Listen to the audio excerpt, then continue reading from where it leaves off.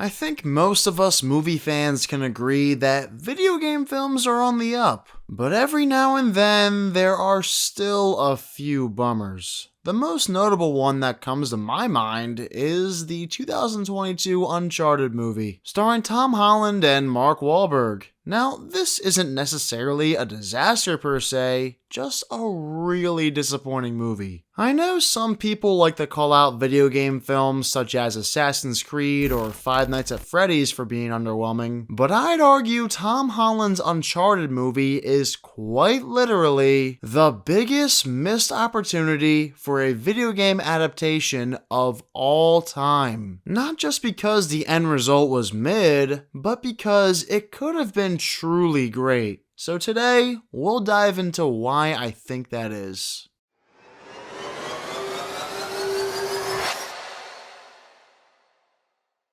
For clarity here, I have more of a personal connection to the Uncharted video game series in comparison to most other video game adaptations.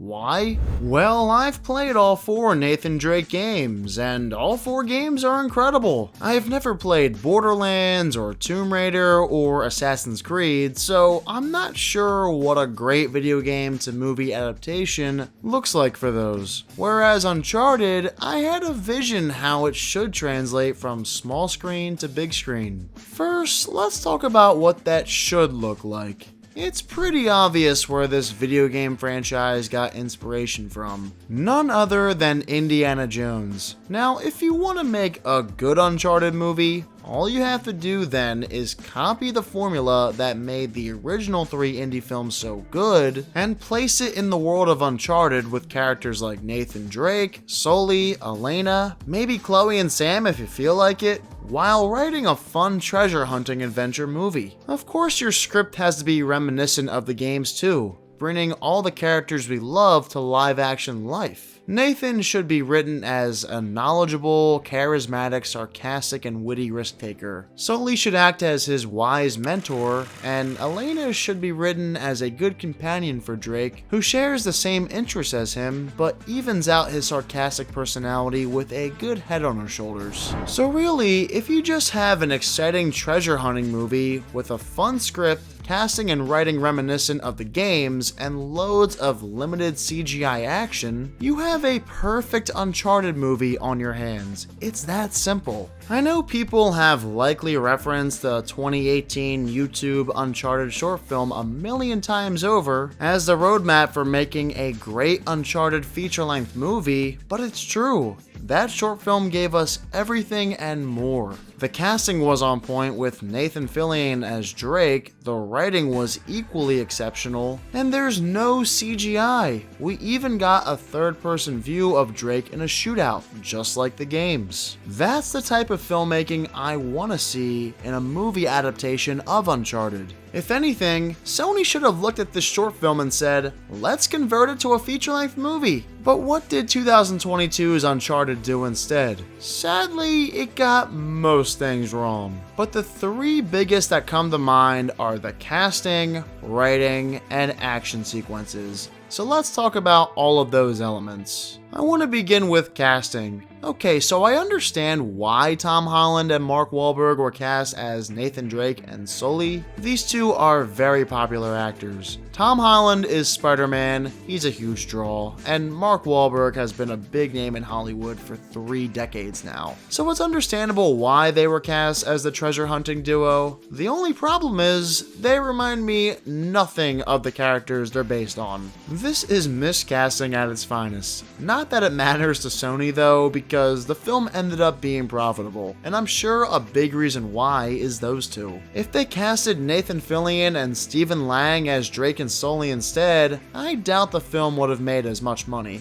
let alone be profitable. So Sony chose Tom and Mark for box office purposes, and as a result, it heavily impacts the quality of the film. This is called Uncharted, and yet it just doesn't feel like an Uncharted movie with these 2 playing those characters. Tom is role-playing grown-up Peter Parker, and Mark Wahlberg is just being his usual Mark Wahlberg self. I mean, at least the writing for Tom is somewhat like Drake, but Wahlberg Sully is nothing whatsoever like Victor Sullivan. He's just Mark Wahlberg. From the moment they announced these actors, I knew it wasn't going to end well. And that was even before I played the games. It's very clear Sony only chose them for money reasons, not because they actually fit who these characters are and what they look like. What's next? Will they cast Tom as Kratos in a God of War movie because he's a box office draw? Listen, I don't hate these actors. I do like Mark Wahlberg. Tom Holland is fine, but it still irks me to this day they chose these two as Drake and Sully when they could have easily cast people that make sense in these roles. What's another thing they got wrong? Oh yeah, the writing. This kind of goes hand in hand with casting decisions. Okay, so Nathan is supposed to be the sarcastic, witty adventurer. Now, they get the witty aspect of his character correct, kind of like how Tom acts as Peter Parker in the Spider-Man movies. But besides the wittiness, what really adds to Nathan Drake's humor is his sarcasm, and that's missing here entirely. I'm sorry, you can't have a Nathan Drake without sarcasm. It just doesn't work. It's mind-boggling the writers didn't pick up on this. Did any of them happen to play the games? It also doesn't help that Holland's line delivery is, at times, weak.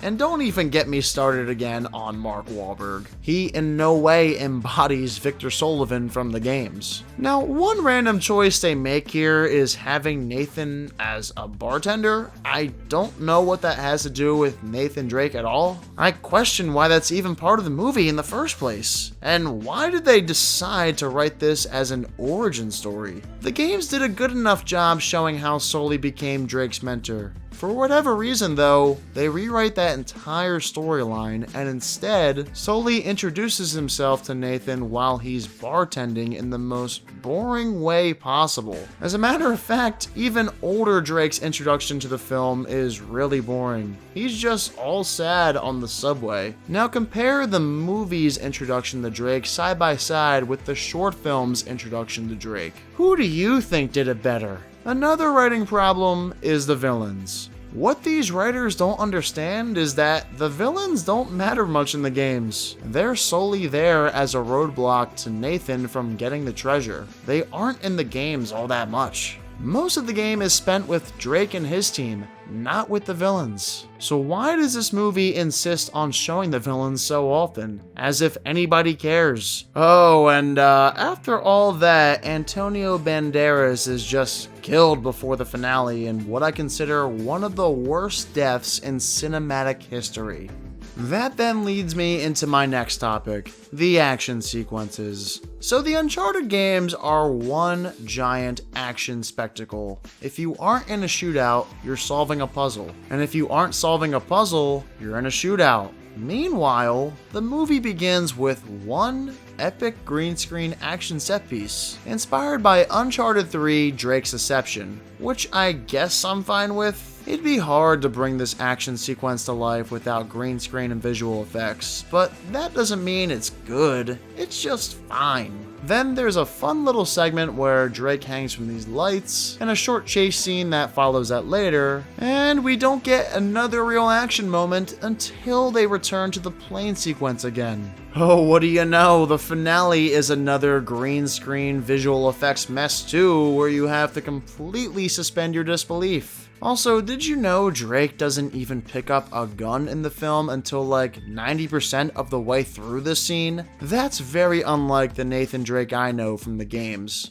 The one puzzle sequence in the middle is okay, but that's kind of what this entire movie is. Mid. Nothing stands out as a, oh, I gotta rewatch that sequence on YouTube kind of moment. If the film didn't waste your time setting up an origin story and instead just moved along with more action, puzzles, and amusing character interactions, we could have a great movie on our hands. And this pretty much goes without saying, but like, the action in an Uncharted movie should be better than this. Like I said, just do what the original Indiana Jones movies did. give us a variety of entertaining action moments that don't rely too much on visual effects. Sadly, the movie can't stop itself from doing so, and the end result is a series of ugly-looking, semi-entertaining action moments that fall well short of cinema's all-time best action scenes. As a whole, the 2022 Uncharted movie had a chance to be something special. With iconic video game source material in the palm of their hands, Sony had the keys to deliver something reminiscent of the original Indiana Jones movies. But the final result instead reminded me more of the Dial of Destiny